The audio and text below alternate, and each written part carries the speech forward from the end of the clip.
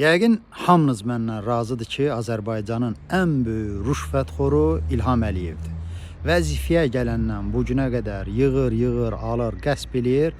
Amma fərasətə, qabiliyyətə bax ki, bu günə qədər DTX-nın, KKB-nin, polisin bir dənə kamerası onu rüşvət aldığı yerdə yaxalaya bilməyib. Amma nə qədər ürək ağrıdıcıdır ki, İlham Əliyevin icra başçıları öydə, nəsihətə, ifşə baxmayaraq hələ də səliqəli formada rüşvət almağı öyrənməyiblər. Bu yekəbaşlara nə qədər başa salındı, göstərildi ki, rüşvəti kabinetinizdə almayın.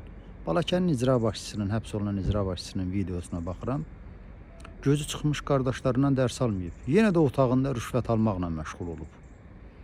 Və bu adamlar Azərbaycanın korrupsiya, rüşvət sistemini gözdən saldığına görə, bu sistemə məsuliyyətsizcəsinə yanaşdıqlarına görə, əlbəttə ki, nəinki həbs, daha ağır cəza ilə cəzalandırılmalıdırlar.